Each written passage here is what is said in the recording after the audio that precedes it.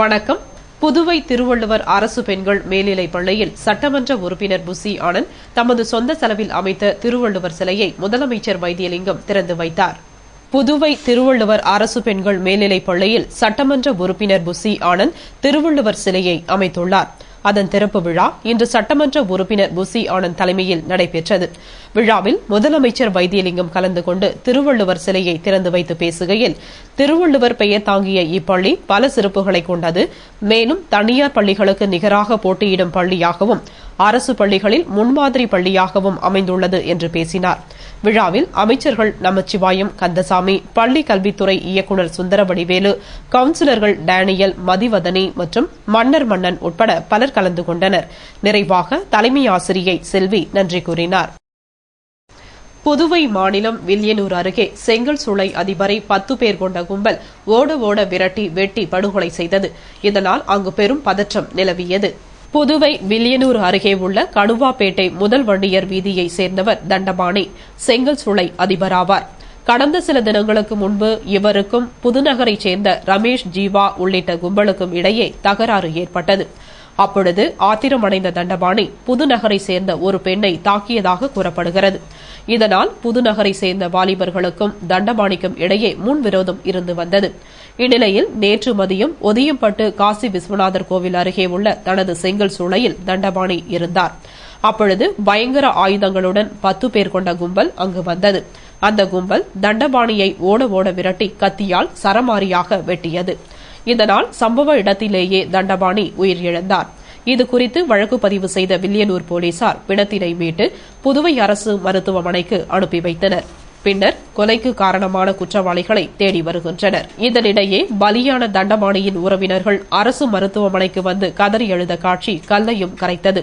இச்சம்பவத்தால் கடுவாப்பேட்டை மற்றும் புதுநகரில் பதற்றம் நிலவுவதால் போலீசார் குவிக்கப்பட்டுள்ளனர். போகி பண்டிகையை கொண்டாடும் பொதுமக்கள் சுற்றுச்சூழலை மாசுபடுத்தும் பொருட்களை பயன்படுத்தாமல் கொண்டாடிட வேண்டும் என்று புதுவை நகரமன்ற துணைத் தலைவர் திரு ஜான்குமார் வேண்டுகோள் விடுத்துள்ளார். இது தொடர்பாக அவர் கூறுகையில், பொங்கல் பண்டிகைக்கு முந்தைய நாளான நாளை போகி பண்டிகை கொண்டாடப்படும். அப்பொழுது பழைய பொருட்களை மக்கள் அப்புறப்படுத்தி அதனை தீயிட்டு கொளுத்தி தை மாதத்தினை வரவேற்பர்.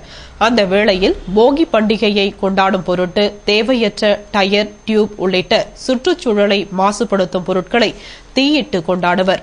இதனால் சுற்றுச்சூழல் பாதிக்கப்படுவதோடு அதனால் ஏற்படும் புகையை சுவாசிக்கும் பெரியவர்கள் முதல் சிறியவர் வரை என மிகவும் சிரமப்படுவதோடு விரைவாக அவர்களை நோய் தாக்கும் அபாயம் ஏற்படும்.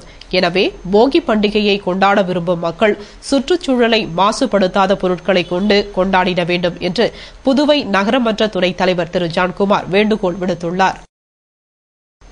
புதுவை மாநில பொதுப்பணித்துறை வாரிசுதாரர்கள் தினக்கூலி ஊழியர்கள் சங்கத்தினர் கோரிக்கையினை வலியுறுத்தி முக்காடு போட்டு மணியடித்து எழுப்பும் தர்ணா போராட்டத்தில் ஈடுபட்டனர்.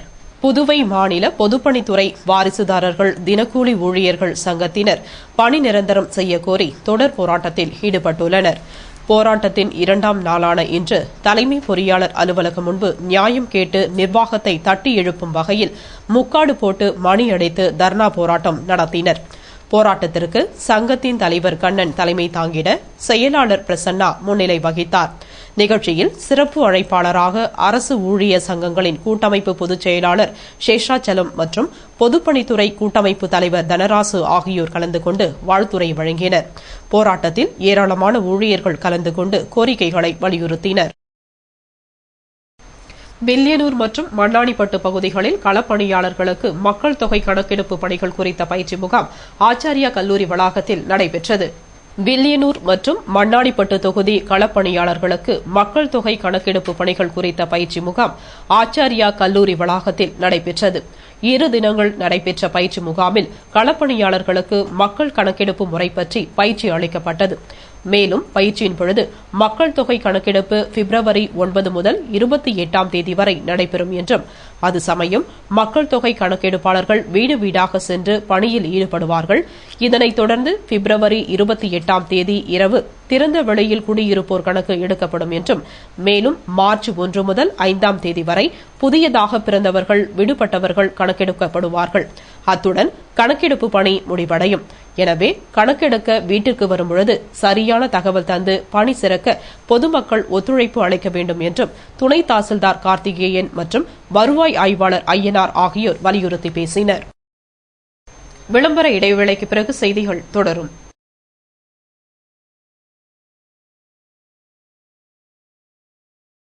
எப்பா நேத்து அடிச்ச காத்துல நம்ம தோட்டத்துல முருங்கமரம் சாஞ்சி போச்சு. அத அம்மா விட்டு என்ன பண்ணு கேட்சி. மரத்தை வீணா தூக்கி போட்டு போறாங்க அம்மா. கீரை ஒடிச்சு தெருவுங்களை எடுத்துக்க சொல்ல. முருங்கை எடுத்து நாடார் கடையில வித்துரு. சரிப்பா. ஏய் அந்த கேலிய விட்டுற போறடா. வெட்டி நட்டு வச்சா துளுக்கம். மறுபடியும் காய்க்க வீணாகிட போறா. சரிப்பா சரிப்பா. சாதாரண முருங்கை மரம் உடைஞ்சாலே அதை வீணாக்கிடாம அந்த கிளையை வெட்டி இன்னொரு மரத்தையே உருவாக்குற நீங்க மனுஷன் செத்துட்டா மட்டும் அவனுடைய கண்ணை மண்ணில் புதைச்சும் நெருப்பில் எரிச்சும் வீணாக்கிறீங்களே.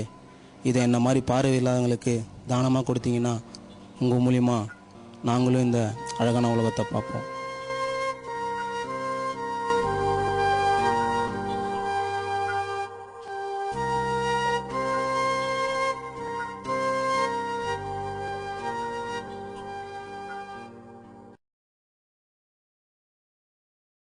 செய்திகள் தொடர்கின்றன.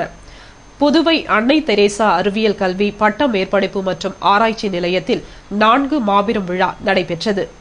புதுவை அன்னை தெரேசா அறிவியல் கல்வி பட்ட மேற்படிப்பு மற்றும் ஆராய்ச்சி நிலையத்தின் செவிலியர் பயிற்சி பள்ளி, இந்திய மகப்பேறு செவிலியர் சங்கம், புதுச்சேரி கிளை மற்றும் ரோட்ரா கிளப் இணைந்து செவிலியர்கள் விளக்கேற்றும் விழா, இரத்த சோகை கண்டறியும் மற்றும் இரத்த தான விழா, பெண்கள் வளர்ச்சி குறித்த கருத்தரங்கு, சிறப்பாக பணியாற்றிய டாக்டர் தேவகுஞ்சரியின் பணி நிறைவு விழா ஆகிய 4 மாபெரும் விழாவினை நடத்தியது.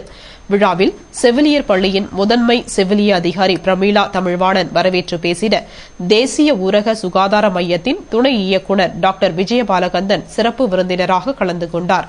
நிறுவனத்தின் தலைவர் டாக்டர் வாசுதேவையா முன்னிலையில் ஓய்வு பெற்ற டாக்டர் தேவகுஞ்சரிக்கு பாராட்டு விழா நடத்தப்பட்டு கௌரவிக்கப்பட்டார்.